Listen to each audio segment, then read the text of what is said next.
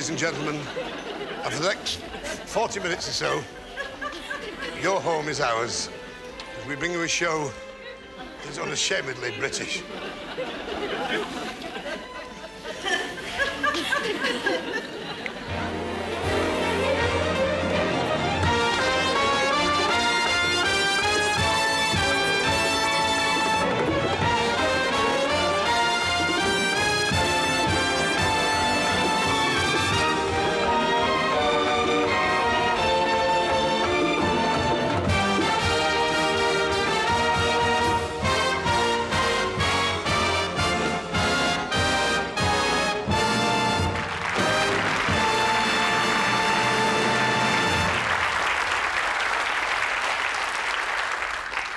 Good evening, ladies and gentlemen, and welcome to a show that is unashamedly British in its concept. But what is a show without glamour, without spectacle? And so, straight away, without any preamble, ladies and gentlemen, meet La Femme!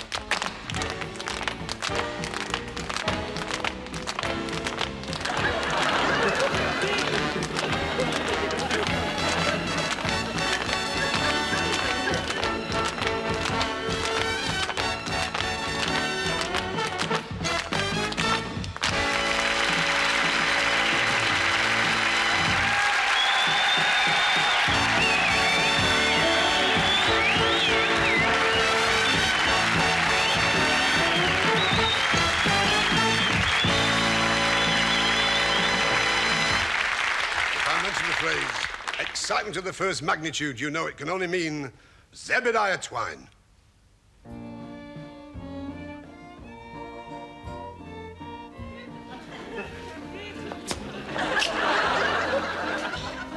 Good evening, devotees of macabre. As the slogan would suggest on the placard, we're about to see excitement of the first magnitude as I, Zebediah Twine, attempt to overcome the bleak instincts of this primordial monster by the use of mind over matter. 3 times this week, the dreadful reptile has attempted to escape, coordinate and ripping and doing serious injury. Because I have mastery over the brute intellect, tonight I will prove beyond a shadow of doubt man of matter. What I attempt to do now is put my head between the jaws of this rapacious reptile. However, you might say that is highly dangerous, which is true. So first I must hypnotize the creature to ensure that it is asleep when I attempt this most dangerous feat. Thank you. Steady, steady. We're asleep. We're going to sleep. Sleep. Sleep, oh primitive mind. Sleep. I shall now ascertain if it is dozing off, before I put my head between the jaws, modestly. Never a creature. I most declare. Ladies and gentlemen, perfect silence, otherwise something dreadful could occur. Head between the jaws.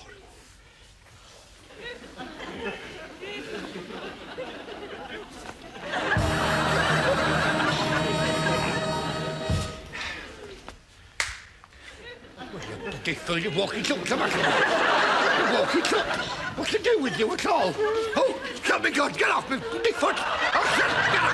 Brenda, stop it. Get me, Kelly. Not Brenda. Show. Stop it. Plenty of that. It's coming again. It's the second time this week. And it could prove you, so.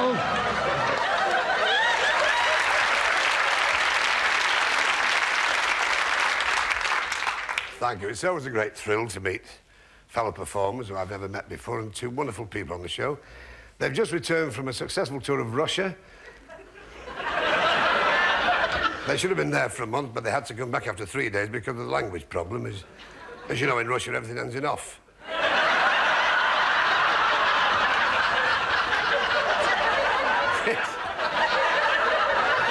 We're delighted to have them with us. Ladies and gentlemen, Steve and Bonnie.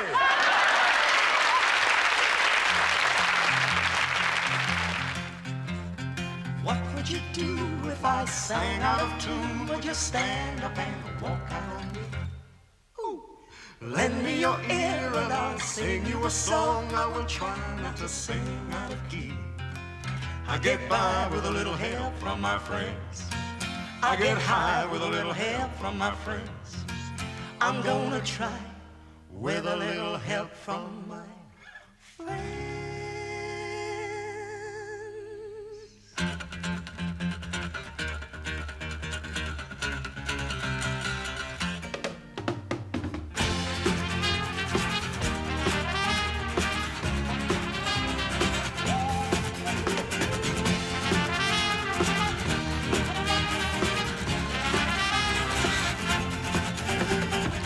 What would you do if I sang out of tune? Would you stand up and walk out on me? Hey, lend me your ear. I'll sing you a song and I'll try not to sing out of key. 'Cause I get by with help from my friends, and we get high with help from my friends. I'm gonna try with a little help from my friends. How do you feel when your love goes away? Does it worry you to be alone? How do you feel at the end of the day? Are you sad 'cause you're on your own? Lord, I get by with a little help from my friend, and I get high with help from my friend. I'm gonna try with a little help from my friend. Yes, I am. Do you need anybody? Can it be just anybody? Because I need somebody to love. Lord, I get by with a little help from my friend, and I get high with help from my friend. I'm gonna try with a little help from my friends.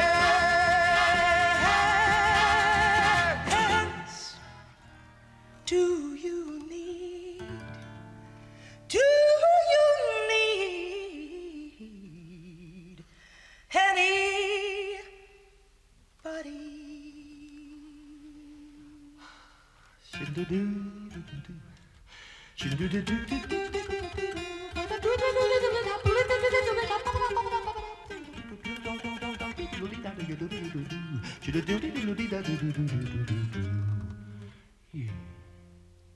But can it be just any old body?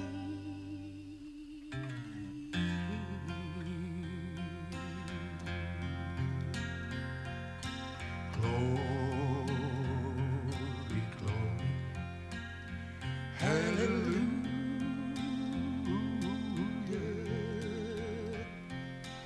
Glory, glory, hallelujah.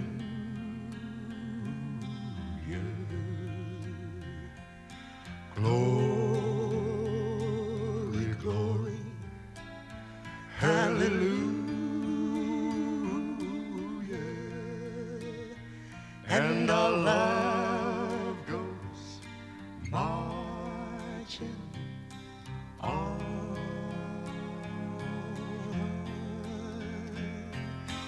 Glory, glory, hallelujah.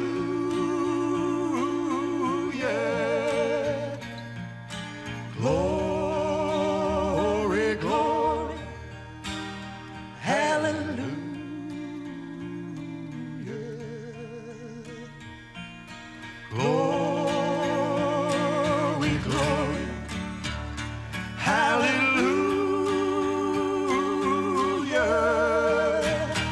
and our souls go marching on.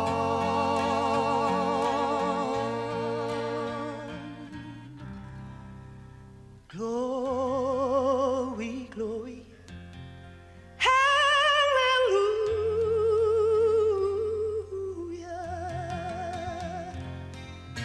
Glory, glory, hallelujah.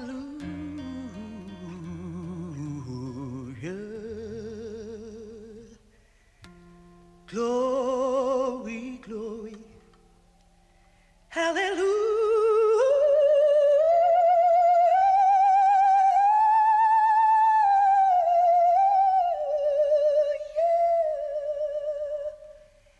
and our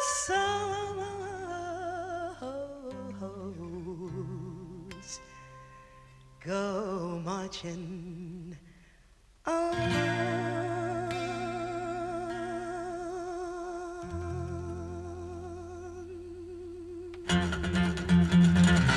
Oh, marching on.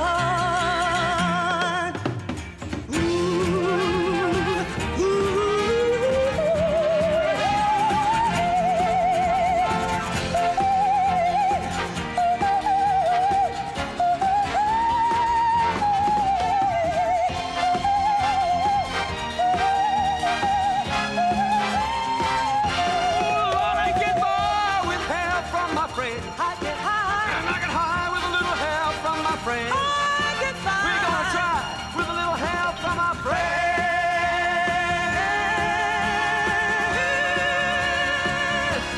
From my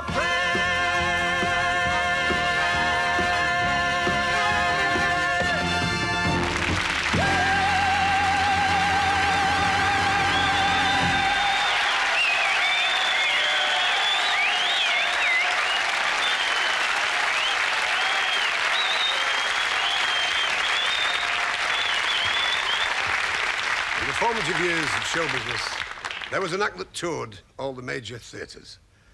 When they were on stage, it cost twice as much to sit behind a post. Ladies and gentlemen, the great Roberto.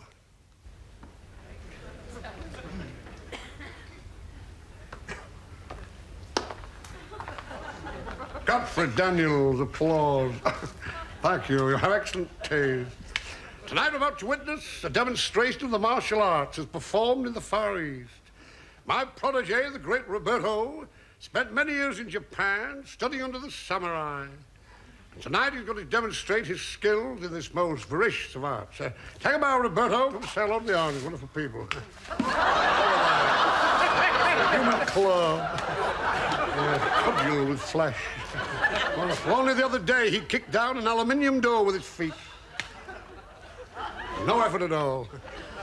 And the other week, in front of a host of thousands of people watching this boy perform, he broke 48 roof tiles with his hands. Tonight he's going to perform an impossible feat, you might think.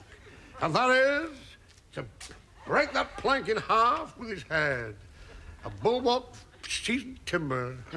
In your own time, Roberto, let's things set up here. Okay, Ken. Don't forget the commission note. It's right there for the other day. Roberto is about to perform the act for you, but however, for sensitive viewers at home who may find this somewhat painful, the curtains will be drawn to avoid any unpleasantness. Redraw the curtains, please. Are you ready, Roberto? Right. Kid's fearless. Really fearless. All right, Roberto. Right. Break the plank.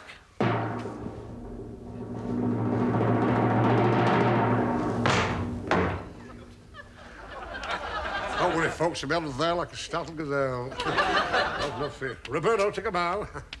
Roberto. Excuse me.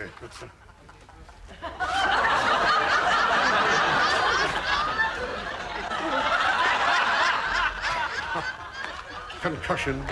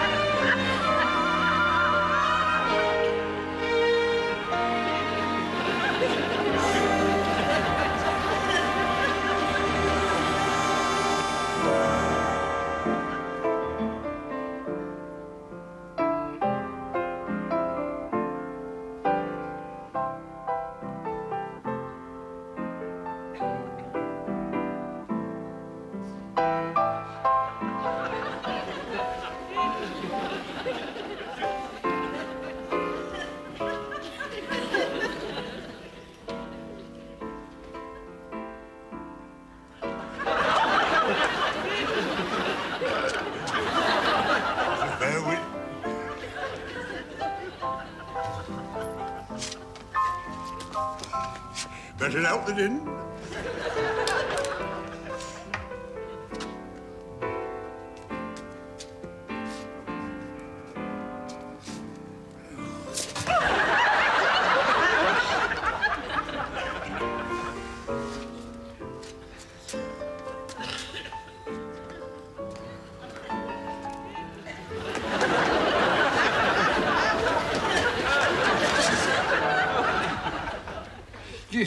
You're drinking too much, Nick. I'm drinking to forget. Forget what? I don't know now, I've forgotten. Here, why have you stopped the music? Play it again, Sam. My name's Arthur.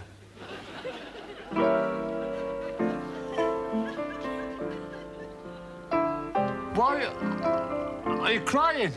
Don't tell me you're still thinking of her. No, it's not that, love. I've just read a letter that was written on an onion. Here, you're making a right pig's ear of that. Hutch up. I'll show thee how it should be played. Put me running. Right, come. Years since I performed.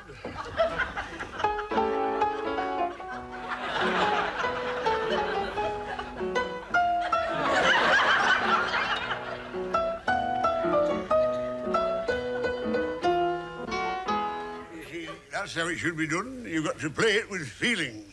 I feel things. Yes, I want to have a word with you about that. Meanwhile, I'm going to water me whippet. There's lots of trouble with him with the bat.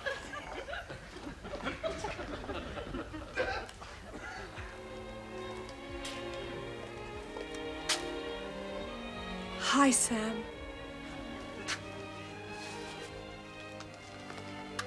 Play it again, Sam. The name's Arthur. Just for old time's sake. Play it like you used to in Rotherham. There's something nasty in the castle yard. We know what it is and who did it. But for God's sake, tell us where it is. I told you not to play that, Leonard. Arthur! She's here, boss. She's from the rates. Edna, of all the gin joints in all the world, in all the town, you had to come into mine. That's a pity. Why? We're shut. Can't I have just one drink for old time's sake? My usual. As if I could forget. Cop. Tell me, are you still such a hard drinker? Good heavens, no. I find it easy. Remember the times, the good times we had together? In the rockery, when we got stoned. Oh, yes. In the bus, when we used to hold hands. That took some doing, if I recall, because you were upstairs and I were down. You know, Summer Edna, from the moment I saw you, I can't move. Why? You stood on my foot. I'm going on the balcony. Well, you won't need that. Happens she's due for a fettle, Bingham.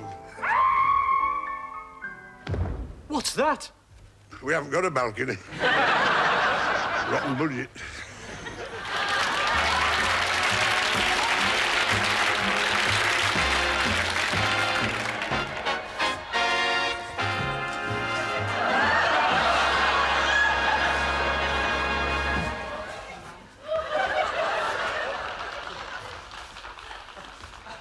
Thank you, ma'am. Thank you, Butch. Do you know, that fella had me lathered like a station horse at the knackers. Yes, I suppose that's what they call a spot dance. Jealous. Jealous, jealous, jealous because they've asked you to dance. Well, I wouldn't dance with him. He's obviously got prickly heat. That's one way of putting it. Well, I liked him. He was very nice. From the front, he looked like a sort of a Cesar Romero. From the back, he looked like an Alfa Romeo. But it was better than nout. We've been sat in all night waiting for someone to ask us to dance. We've took root. We're wallflowers. It's a wonder we're not sat in a bucket of bone meal. Wait a minute. Aye. Aye. Can I have this dance, beautiful? You can stick your Wrigley's. So, who's going to lead then? I suppose it'll be me again. Well, after all, I do have the more natural feminine charm.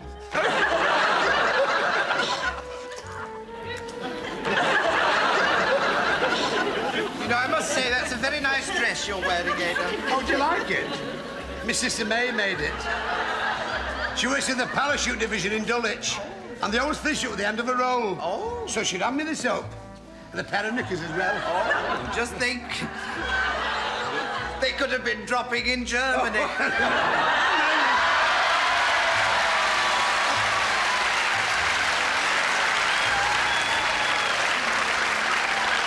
Have you dropped something? Have I what? Have you dropped something? Certainly not. It was here when we came in. Honest. Ada, look out your drawers. I'll get a couple of knickerbocker glories. Oh, say. Oh, Ada.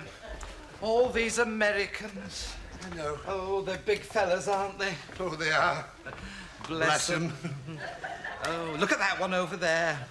Which Look, one? Over there, look. I bet he's seen some action. Look at his insignias. It's the way they cut the trousers. There.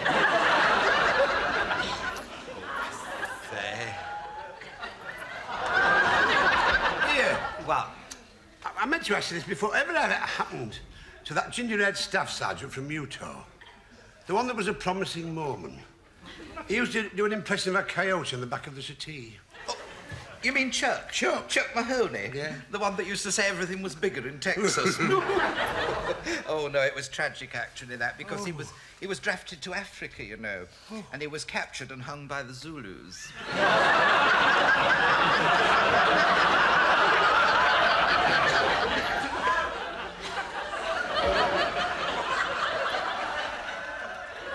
What a terrible way to go.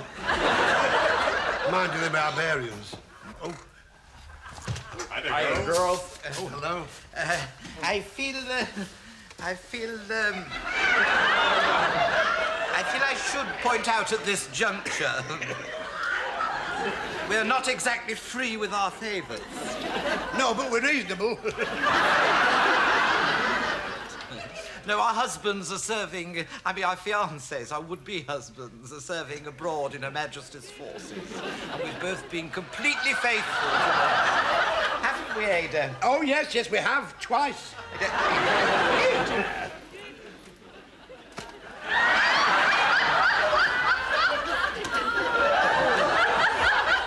And, what do you guys do in the forces? Oh, we're pilots. Oh, pilots. Yeah, in Wellingtons. In Wellingtons. Don't you find they draw your feet? Well, I sweat cobs in mine, you know. Do you know, I've got toes like globe artichokes. All the skin's coming off my bunions. I put it down to it, stood standing up all day in the munitions factory. I'll stand there, you know, passing bullets. Now, look, what you've driven them off. That's what you've done. Well, who cares? Our fellas are away fighting, but don't remember. Always remember this, Sissy. When this war's over, when this Holocaust is finished, they'll come home and we'll get married. Well, there is that, yes. Oh, bless him. How is Leonard? Oh, he's doing very well. Oh, is he? Yes, he's a paymaster in India now, Oh. you know. Yes, of course, he's not actually in the theatre of operations, you understand. But he's had a spot of trouble at the Khyber. Yes. It's the sun that does it, you know. It irritates. And how's your Bert? My Bert is emerging, judging by his letters, as one of the unsung heroes of World War II. His full story may never be told. I think the War Office will slap an embargo on his memoirs. My Bert is so valuable to the army, he's not allowed to mix with the other troops in his regiment. He's always in solitary. He's still with the pioneer cops. He's looking after the regimental plants. How do you know that? I had a letter last week saying he was still in the glass house. Here, he's got a plan to shorten the war. Careless talk costs lives. Remember the Tirpitz. His plan is very simple. He wants the War Office to let him out and drop him in Berlin. And his mission is to seek out and assassinate Adolf Hitler, the little corporal.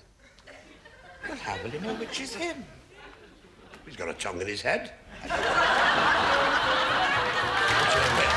on, we must see how we get.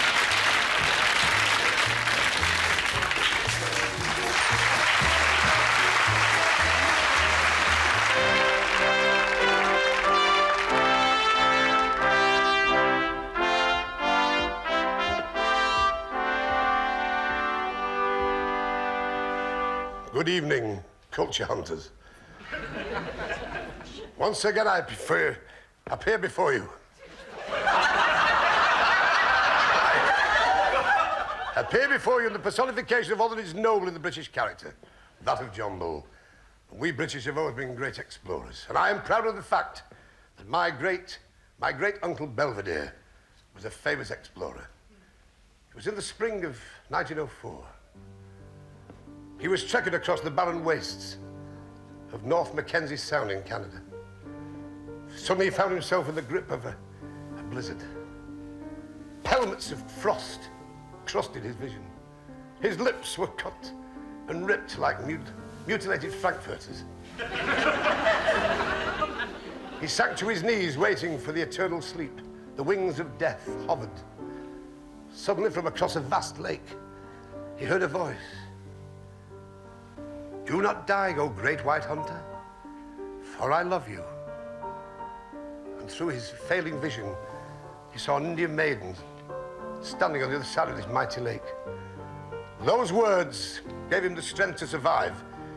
He dug a hole in the earth and spent the winter buried there, living on nothing but Arctic lichen, small voles, and takeaway tandoori chicken.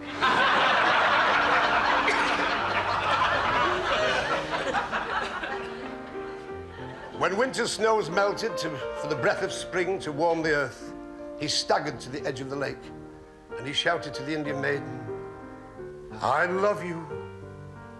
And she shouted back, and I love you. He couldn't get to her. The lake was too deep, too cold. The currents were treacherous. For 10 years he stood there, shouting, I love you. And she would shout back, and I love you. Till one day, his passion overrode his common sense. He ripped away his furs, and he plunged naked, willy-nilly, into the turgid depths of that mighty lake, and within seconds he was dead, frozen stiffer than a piece of 3-ply. But the Indians never forgot what he did, and they named the lake after him. It's still there to this day. It's called Lake Stupid. He was the first man to discover the one thing that would catch a polar bear, which is matter-of-fact peas. They're very fond of processed or matter-of-fact peas. And all he did was cut a hole in the ice and put the matter-of-fact peas round. When the bear came down for a pea, he kicked it in the ice hole.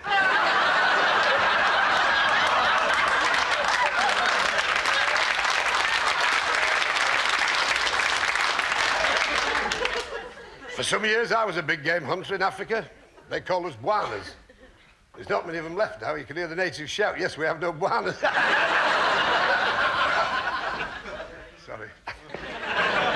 It was my job to take people on safari, catch animals and shoot them and have them mounted, or if they preferred, just shaking hands.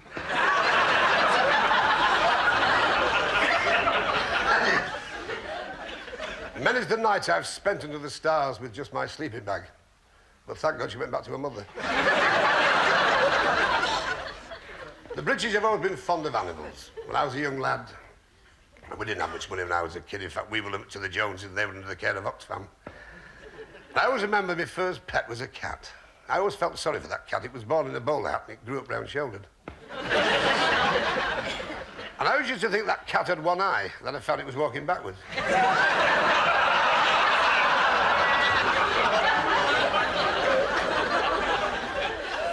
But the bridge between the average Britisher And the mere animal world is an immense one. It's a beautiful bridge. A steel forged in the best Shakespearean philosophy. The other day at Whipsnade Zoo, I saw an elephant drop dead. And the keeper was stood there crying his eyes out. I said, you must have loved that animal. He said, no, I've got to bury the bloody thing.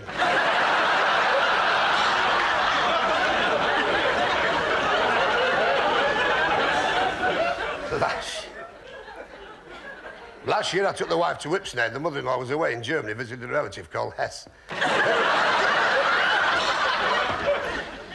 took her to Whipsnade Zoo and we were just walking around. I was having a cordial and we were just walking looking at animals. Suddenly, off the Monkey Mountain, an outraged orangutan with rampant proportions leapt upon her and seized her and started taking her clothes off. So I said, what should I do? I said, do what you always do. Tell me you've got a headache. You can listen to love, I don't mean that. And now, it's melody time.